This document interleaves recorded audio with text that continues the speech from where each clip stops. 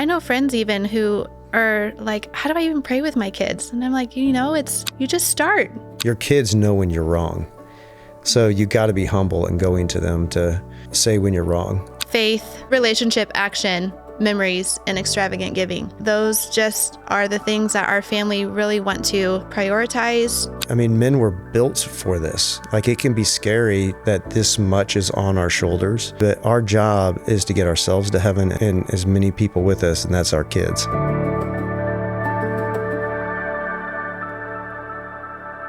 Hey, it's Bill High for Family Frameworks. Really glad that you're here today. Stephen and Moriah Schowengerdt.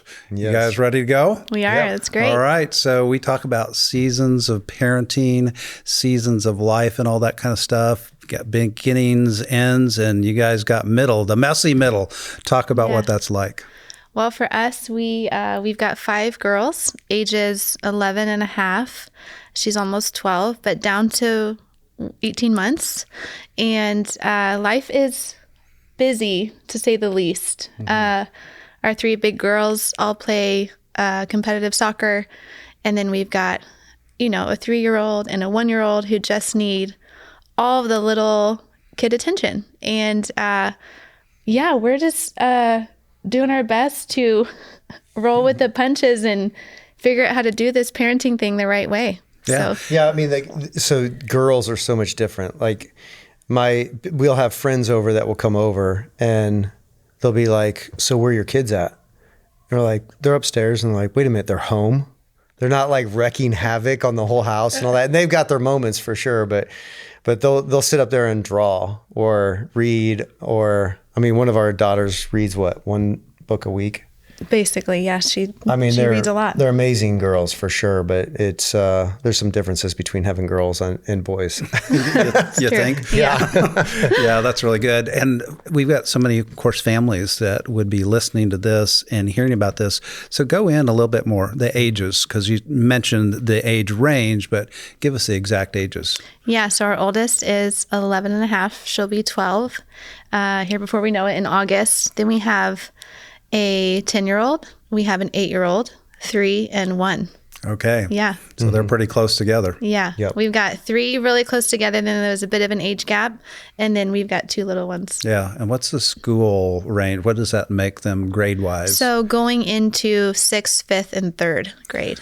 Big girls. Okay. Yeah. So you're busy then. Yeah, very busy. And that's on top of, by the way, all that life stuff, because you guys work too.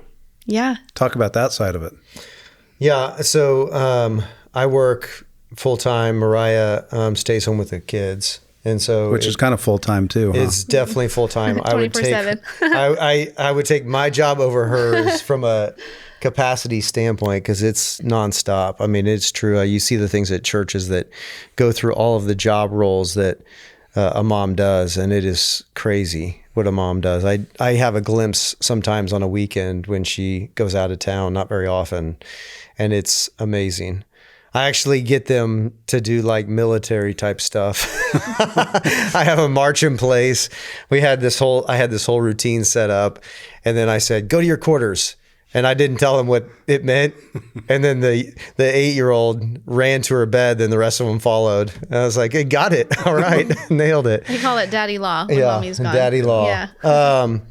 But yeah, I mean, Moriah does so much with the girls during the day. And so I'm at work. So I have a whole routine that I'll go through, though, from my standpoint. I know Moriah has her routine, but I'll work out really early. Like I like the different. Like what's early? I usually, I'll sometimes do an ice bath at like 5:30 in the morning, and then 5:45 in the morning, and then before I work out. I'm not going to get into reasons why, but it's just to wake me up, and then I'll go work out at 6. Come home at about 7:15. Grab the girls to go to school, and then I'll take them to school and drop them off at school. Obviously not during the summertime, but that's kind of the routine that I'll go through. And so we'll have fun on the way to school. I always pray for them right when they get out. I mean, they can repeat the prayer I say. I mean, it's the same thing every time. I pray 10,000 angels around each one of them. And so then drop them off. I go to work, come back for dinner. Sometimes we've got soccer going on, so it's hard to sometimes eat dinner every single night together. So it's kind of that, like you said, messy middle. But as much as we can, we'll eat dinner together, and then we'll hang out, play games, or if they have homework or something, they'll do that. We have a lot of board games, so we'll try and get some kind of board games going. That's good. Friday nights, we'll do pizza and either movie or game night type of thing. I want to do more game nights. There's probably more movie nights than game nights right now. Yeah, we'll come back to the work life, but what's the day in the life look like for you, Mom? Yeah, I also try and get up early. It's just a great way to start the day. I love to get up and read my Bible. When I'm in a really good pattern of that, it just sets everything up. And I just like to get up before the kids. It's just quiet in the house, have a cup of coffee, get my Bible. Recently, I've been, I call it worship workouts. I like go outside and do a run, listen to worship music, just helps set my day in the right way. Then the kids are up usually by 7, the little ones at least. The very littlest one at least. She's up at 7 almost on the dot every day. And gosh, right now we're in a summer routine, so they go off to swim team. But during the school year, I get up, I get the girls ready. He pulls in at 7:23. He's pretty precise with that, and gets the big girls off to school. Then I get the littles up and dressed and feed them breakfast, and then we've got little activities. Florence, our 3-year-old, she does swim lessons on Mondays. She has a little soccer lesson on Fridays. So I like to keep them active, and we do have a nanny, and she's wonderfully helpful. It allows for me to get to go to school and be a part of like some of the school activities that are going on for the big girls. And then our evenings are packed with soccer. So let's qualify that. What's evening look like? Because I assume that's like once school ends, what's the end of the school day? Yes. So once school is out, is that what you're asking? What the end of the school day? When school is out, we are usually at the soccer fields around 4:30, and sometimes we're done at 6, and sometimes we're not done till 7:30. And so we have learned, because growing up for me, family dinner was extremely important. My mom she very much made that a priority for our family. And so I want to do the same for ours. And I know it's important to Stephen too. So a lot of times I'm packing our dinner and we're having it together out at the soccer field. And then there's some nights when they're tired that I just say no to soccer practice, which is probably different than some people do with competitive sports. I know some friends who don't miss practices, which is fine. But for us, sometimes we just need that time to just get around the table together. And when we do get around the table, it's just really joyful, and we try and have really intentional conversation. And it's lovely. Sometimes it's sometimes though it's at the soccer field. I would say at least 2 nights a week it's out there. And it's one of the questions. Some of the questions we ask at the dinner table. So we'll go through, everybody has some of these things, but we go through what was your favorite part of the day? What was your least favorite part of the day? And the least favorite part is obviously we want them to talk through things. Like maybe there's something that happened at school that they wouldn't have said otherwise. And so then we can talk through that. And we added in, how did you back up your sister?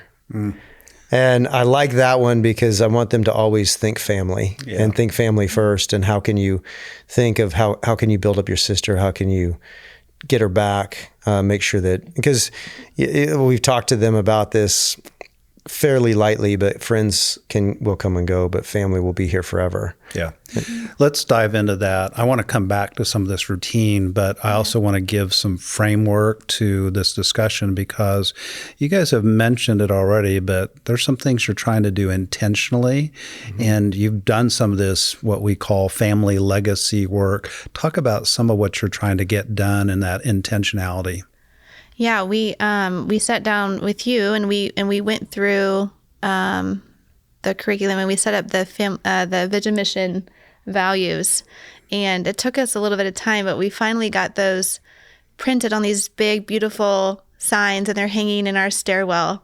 And I was just talking to my oldest earlier today, and I was like, what are our values, and what's our mission?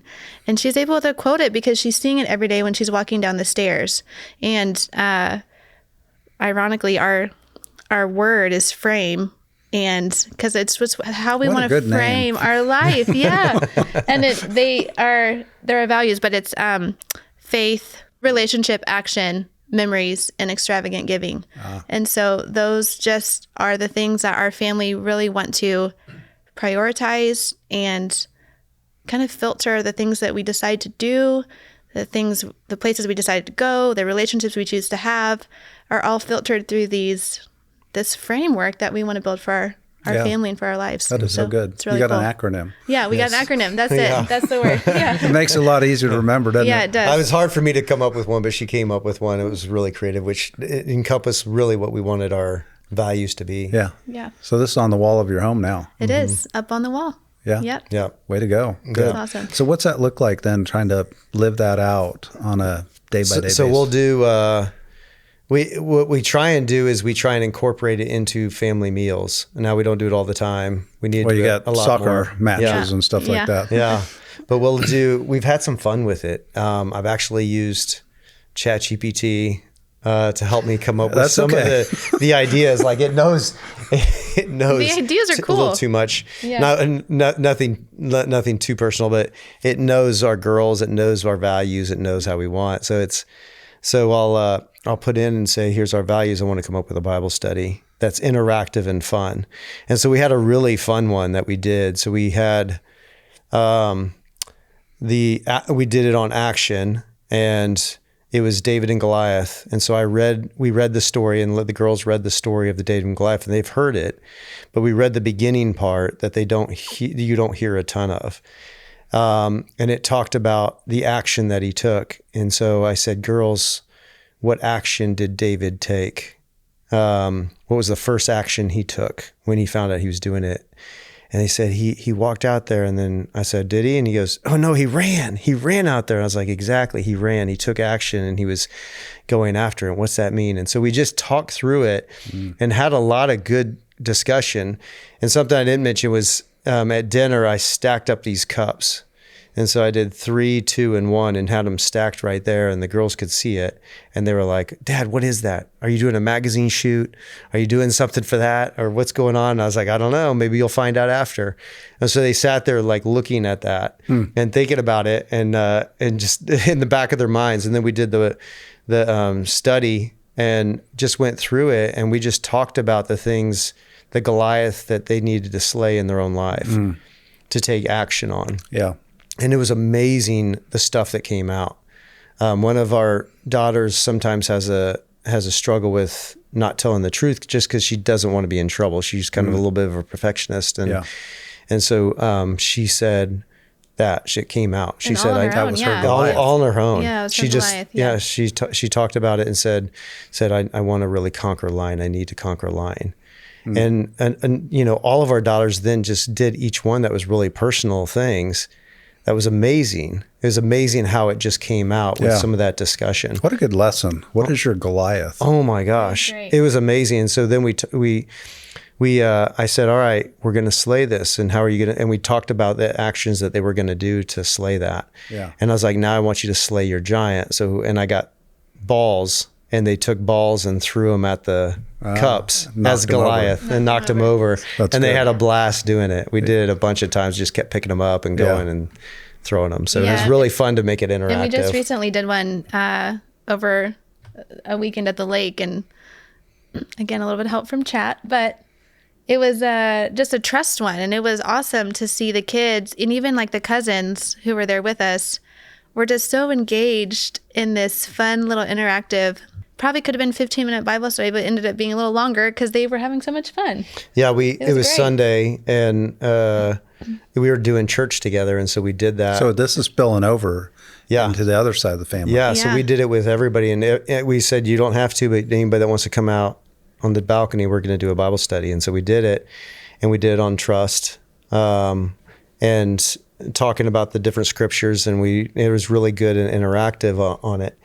And then the activity one was blindfolded, and the other one had to lead them through this obstacle course on trust and trusting and things. So we talked through that. And then after that, the next day, all of the cousins and our kids said, "What Bible study are we going to do today? Yeah, can we do it What are we again?" going to do today?" Yeah, they loved it. So I was like, all right, let me come up with one. Let me find one real quick. So we did one on the armor of God. That's good. And built up the armor of God and talked about the different pieces. And we had them go find the pieces across the house to put on. And what does that mean? And then we had a dodgeball tournament in the front yard with it.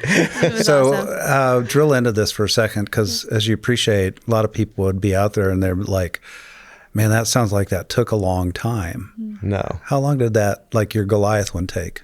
Yeah, about 20 minutes? Yeah, I mean, 20, 30 minutes, 30? including the throwing of the balls, because their attention span is so short. I think we've learned in kind of attempting some of these Bible studies in the past, just with their ages, like short and sweet is really powerful versus kind of over talking or and like getting actionable with it is really engaging for them versus just talking. I know I can tend to kind of over talk on a subject, and they just eventually they tune out because they're kids. Yeah, they turn it off. So this has been a really fun, engaging, and I think pretty impactful and memorable way to do it. Doesn't take very long. Yeah, and we'll do, I mean, that one, maybe the actual study was about 10 to 15 minutes just from attention span standpoint. But at the table, sometimes it'll be 2 minutes, sometimes it'll be 5 minutes, just talking about something. Based on the conversation that it stirs. Yeah. Exactly. Yeah. Yeah. You've probably heard me say this, but we say the acronym is FFIA, fast, fun, informative, action-oriented. Yeah. Yeah, that's Particularly good. with little kids. Yeah. Fast is better. Yeah, Yes. it's true. Yeah. And it's okay to use ChatGPT, isn't it? Yeah. Yeah. We just had our grandkids over, so we have Camp Papa. Oh, I love So that. it's our annual camp. But I used ChatGPT, and I think we had them for 4 days. But the verse, so this goes to what you were saying earlier, but the verse was Romans 12:11, be devoted to one another in love. And so I asked them this question. I said, what does it mean to be devoted? And this is your family dinner time illustration. I said, all that really means is vote for one another. Say, I vote for you. I'm for you. I'm with you. That's good. And that's your kind of dinner time conversation that you talk about. Did you stand up for your family? Yeah, that's good. It's really good. Yeah, when you started, it's like, man, this seems like it's going to be a lot. And I know you said it was going to be easy if you just keep it simple. But you're just like, oh, where are we going to start? How are we going to do this and all this? And once we got into it, it was just like any first thing you do, it seems like it's more, but it's like, oh, wow, that wasn't that bad. And then the second one was super easy and fun. Yeah. And so it's so impactful. I mean, it's amazing what they start talking about later. Yeah, speak to the people, Stephen, on that, because I think you're hitting a nerve here, which is a lot of people would say, well, that sounds really hard, or how am I going to get going and putting together materials? I mean, what would be your encouragement to people? One thing, we have to have a dedicated time to do it, and so, which is the dinner. So that's where it just gets sporadic with the soccer. And so we're not so legalistic that it's like, okay, we have to do it at this time, but we make sure we're pouring into them. And then, I mean, some of these studies, like the one with the armor of God, I mean, they said it, and within 5 minutes I had pulled it together. And because I threw it in chat and said, I want to do another value and make sure we hit that. And what can I do? And it pulled up 3 different options, and I grabbed that. And then I wrote the other ones down for future stuff. But it seems more daunting for sure at the beginning. Like, okay, I got to come up with my mission. I got to come up with my values. What does that even mean? But just the exercise of going through it was really good. I mean, it's amazing how keeping it super simple and easy was really effective. And then just talking with Moriah, it's like, okay, what is our values? What do we want to live out? What are we, and who are we, and how do we want to transfer that to our kids? And like Moriah said, they're seeing it every time they go to bed. Yeah. And so it's just instilling in them an impression. And I think to that point too, probably similar to anything we do in life, just starting is usually the hardest part. Just getting ourselves to do the thing we haven't done before. Even like when we sat down with you, or when we sat down with each other to kind of go over our vision, mission, values, it didn't come together the first time. It didn't come together the second time, but it was the practice of going over what we want, what we see, what we value, and then just the practice of doing it. And then it came together, and it's great. I know friends even who are like, how do I even pray with my kids? And I'm like, you just start. And it feels kind of awkward. It feels kind of weird at first. They may look at you funny, but it's like Stephen said, he says the same prayer every day. It's pray 10,000 angels are on each one of them. Lord, give them a good day.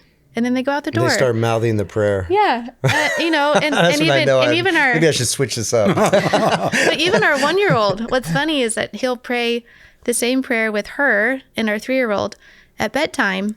And before he's even done, she knows that he wants a kiss at the end of it. And so she's already going in with her wide open mouth kiss because she's 1.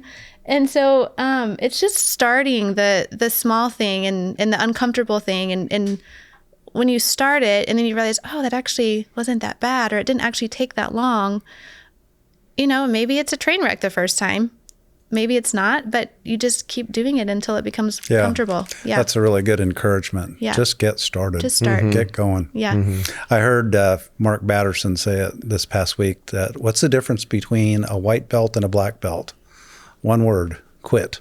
Yeah. Of course, if you never start, you can't even quit. Right. So you got to get going. You guys talked about it, but I want to go a bit deeper into it too, because you've got this expression that you're working on with your kids, but you guys have to come together and agree upon what you're doing as well. So how are you making that work? Yeah, we've really worked on it even the last 6 months to a year. And we had it's just so busy. It's like we got the 5 kids, got a business, and then soccer and all the different things that we have going on. And we stopped going on dates. It's like, when's the last time we've been on a date? And so we started to do dates more intentionally, and we actually did a lunch date. It's like, okay, we could do lunch. Let's do that. Let's set some lunch time together and just talk through some of these things. And so we've had a lot more intentionality on it. And so you're planning to plan what you're going to be doing. Yeah.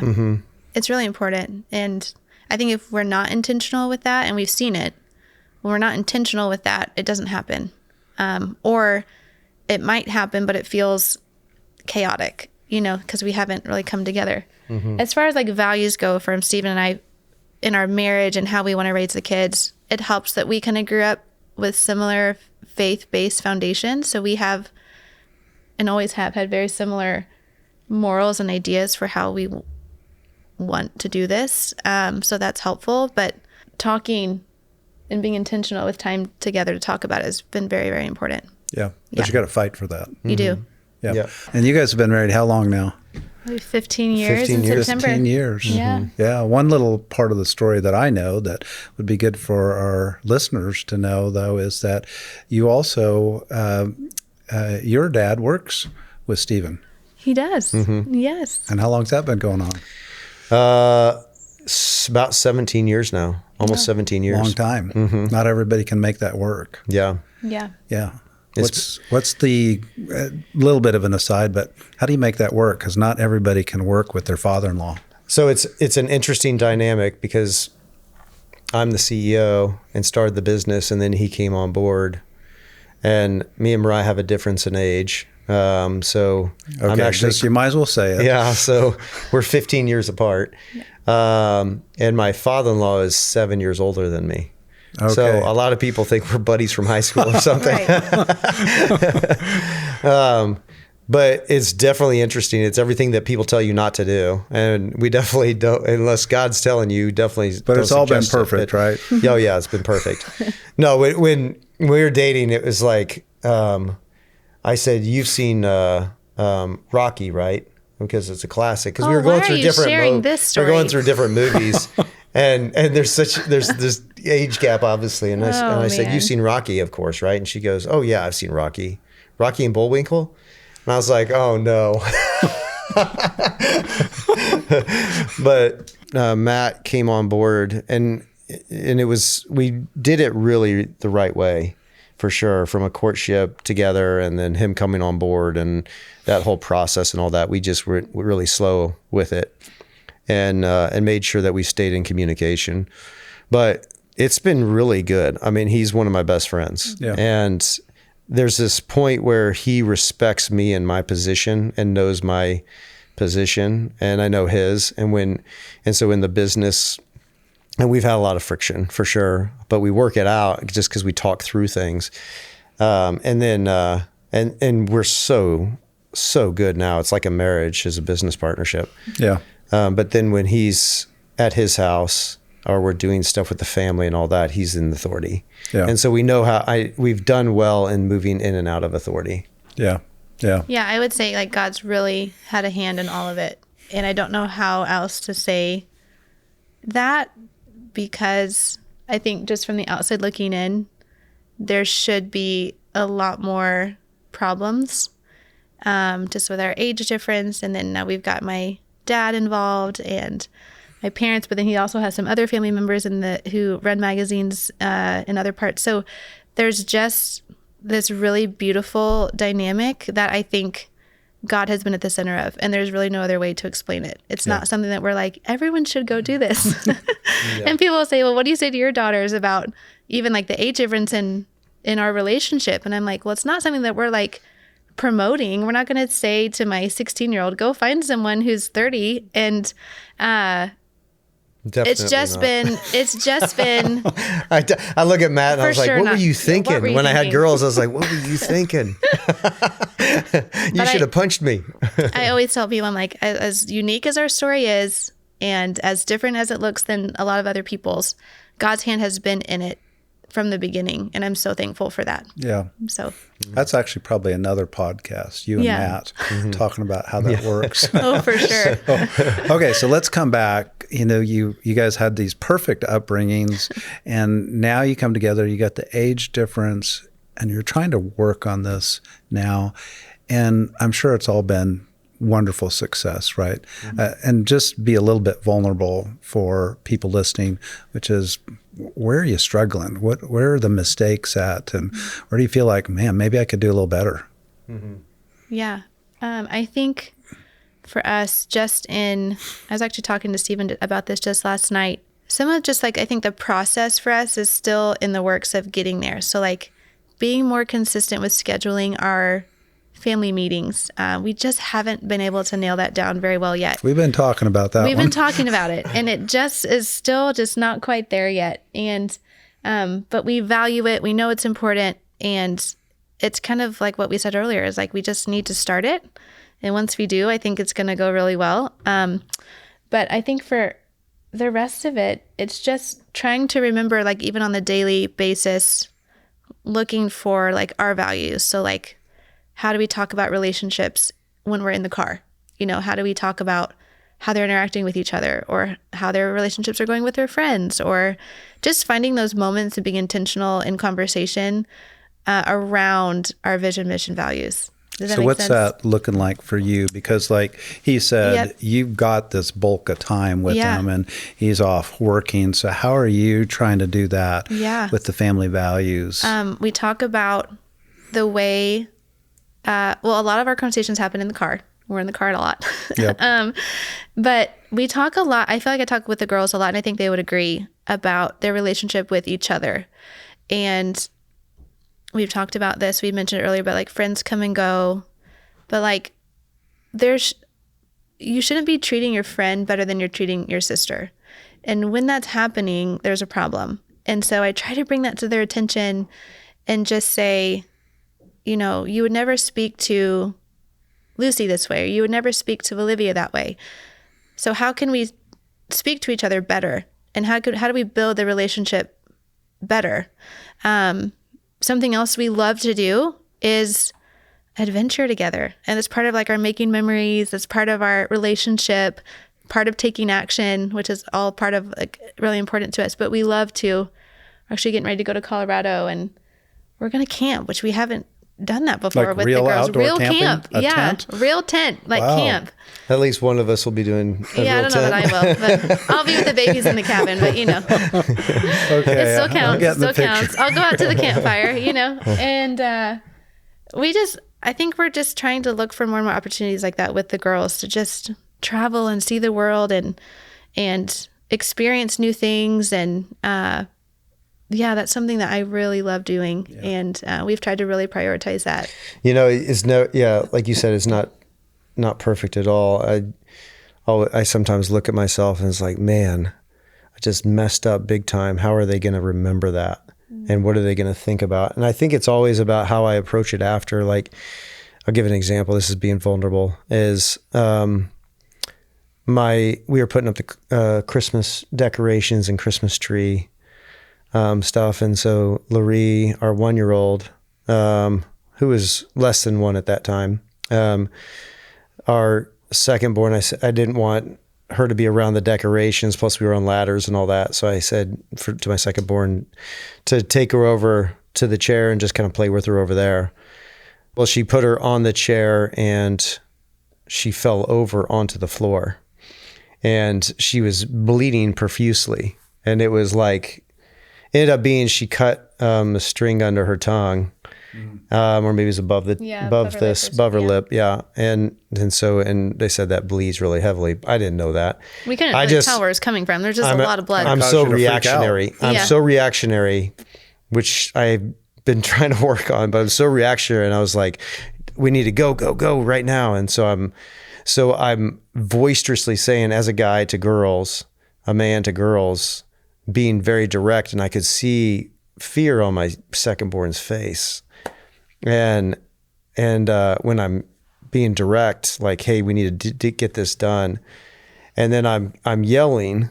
I know I'm yelling. If I know I'm yelling, then I'm really yelling. Yeah. Just trying to get things done and all that. And I was freaking out.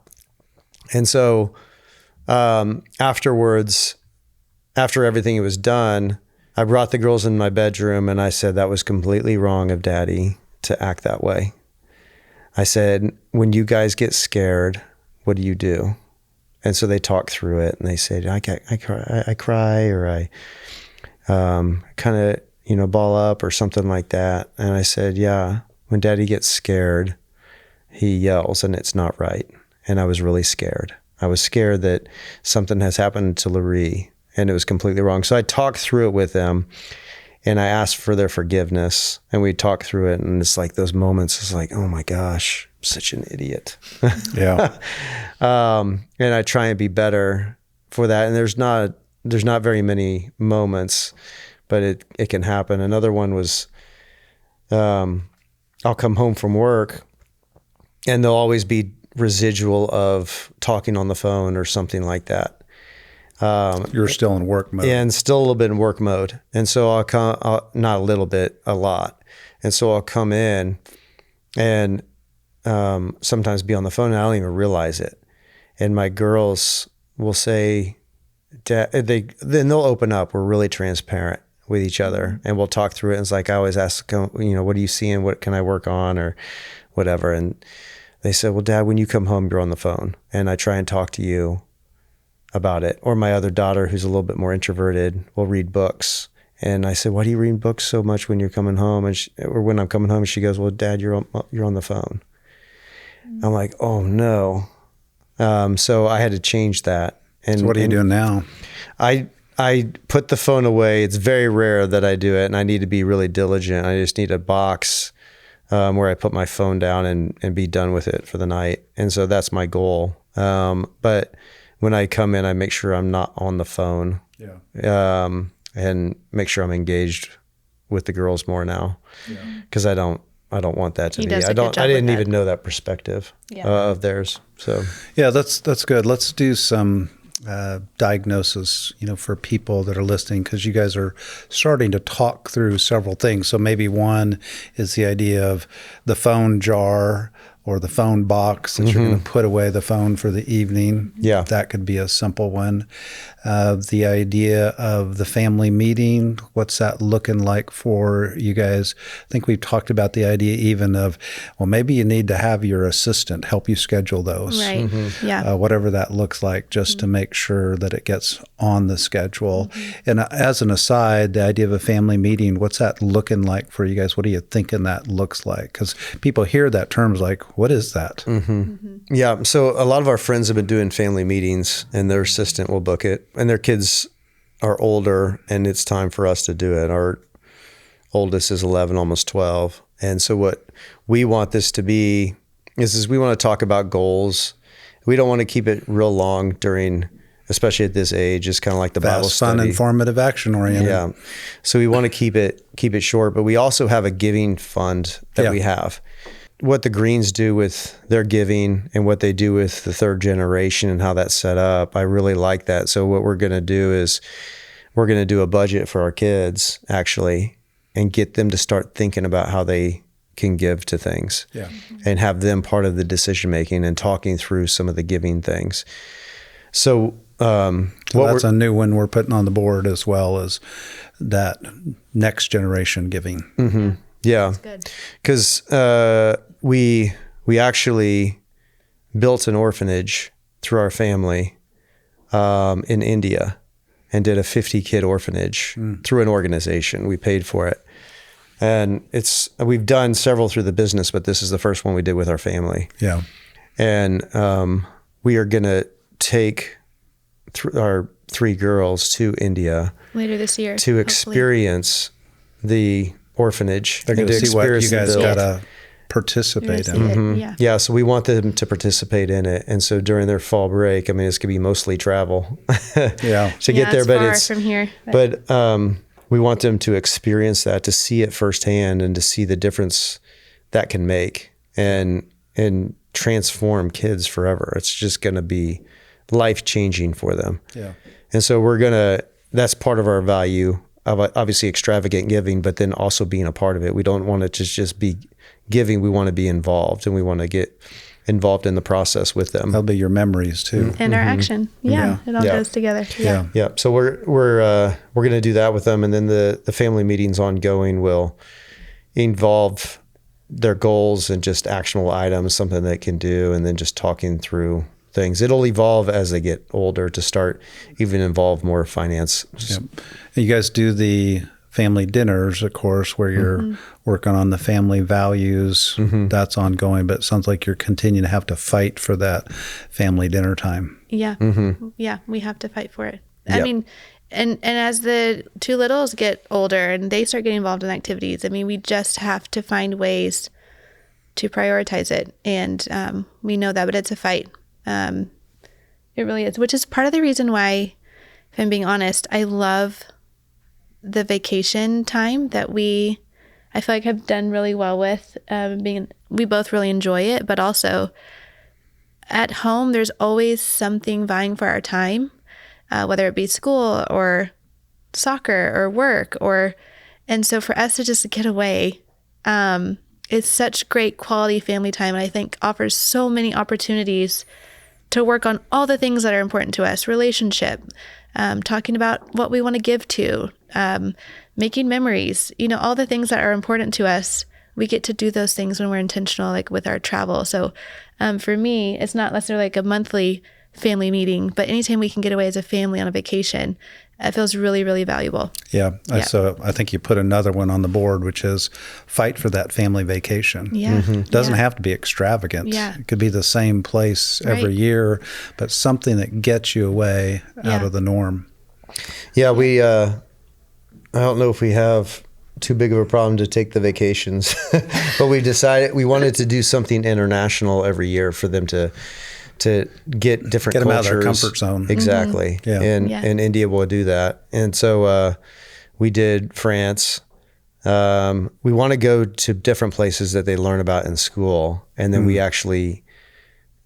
they learn it firsthand right there by actually seeing the different statues and the things that they went to the Louvre and did a scavenger hunt through the Louvre, which was unbelievable. And they talk about that. They remember it. So it was really cool. I mean, obviously Paris and India are going to be very different and different trips, but we want to make sure that we're doing that with them. And then also having the easy trips where we just, phones are down. Yeah. Colorado next week. Phones. I mean, phone won't even be able to work there in the place that we're going, but we'll be able to camp, hang out, do fun things together. Yeah. Well, the Dorman family here, they have every other year. 1 year's a service trip and 1 year's a fun trip. I love that. So, and they have adult kids. Yeah, and I like they're that. still doing it. So I love that. That's a good idea. So we're starting to think about trying to wrap up here. I want you to speak to the listeners here, and I'm going to start with you, Stephen, first, and I'll come back to you. But I want you to speak to the dads about some of this idea around family and trying to build family as a team, and what would maybe be your challenge and your encouragement to the dads listening to this, and then I'll come back to you in the same way. It's a good question. It's a great question. The biggest thing, it has to be intentional. Whatever you do. And so being really intentional and knowing the weight a father has on a child. I mean, so much of what I do is going to affect the way they think, the way they treat people in the future, the way they see God. So I mess up all the time, but I go to them and ask for forgiveness. And I'm not too proud to not ask for forgiveness, even though that could be something that a lot of fathers or men don't want to do. It's like, I got to be right every time. Your kids know when you're wrong. So you got to be humble and going to them to say when you're wrong and to ask for forgiveness. And it opens up so much conversations, opens up so much trust. Yeah. And so been really intentional. I love our dates that we take with the girls. So that's been incredible, just getting one-on-one time. Sometimes we'll travel. We're a part of the Send ministry. And so... Well, you just added another one. So you're doing some one-on-one dates with your kids. Yeah. Okay. That's good encouragement. Yeah. So we'll do... I'll go travel somewhere with them to different countries with just one to go to a place. But then I'll also just do a date locally, and usually I go to a place called Town Topic here, and it's just a little hamburger bar joint, oldest place, like built in 1937, super small, and you have some interesting people that come in, different cultures of people, and I want them to experience that and never be afraid of cultures. And then we'll just sit there and play games and talk.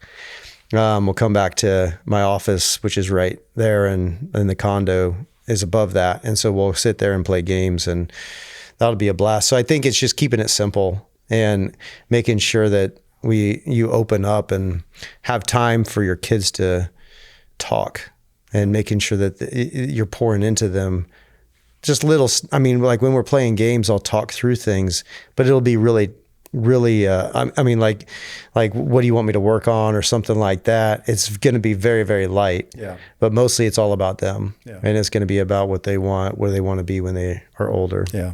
That's good. And a lot of good encouragement. Yeah. Yeah. Just being really intentional is my goal, like intentional with prayers, intentional with love, intentional, like now with phone, setting it down and being with them. Yeah. I sometimes will tell dads in particular that approach your family with the same intentionality that you would your career. Mm-hmm. So if you plan for a big meeting, plan for your family. Mm-hmm. Yeah. Yeah. I mean, in the weight, it's almost like, I mean, men were built for this. Like, it can be scary that this much is on our shoulders for how our kids are going to be. But our job is to get ourselves to heaven and as many people with us, and that's our kids. Mm. Our kids are the ones that we need to get to heaven, and how we're acting and what we're doing is so important. Yeah. There's your mic drop moment.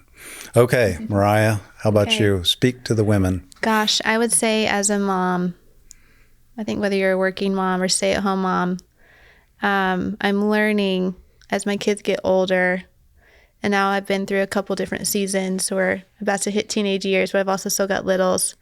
You've got to fight for what's important to you and what's important to you and your husband, and specifically, and what you guys have decided on for your family. And I might be the most non-confrontational person you've ever met, but I'm learning how to fight for our family. So fight to get the vacation time. I've already spoken to soccer coaches for next year. For Isla, especially our oldest, like youth group is Wednesday nights, and that is not something I'm willing to compromise for soccer practice. And I made it very clear, and I said it up front. And so now the expectation is there, and we can make that up somewhere else if we need to. Fight for family dinners. Fight for your time with the Lord in the morning. If you have to get up early, get up early. I just think it's really important to fight for your family in that way, and fight for your family in prayer. Pray over your husband, pray over your kids. And, it matters. It does matter. Yeah. It really does. Yeah. So, well, thank you guys so much. It was a really rich conversation, and you guys provide a lot of great insight and honesty as well. So thank you for being on Family Frameworks. thanks for having us. Yeah, thank you, Bill.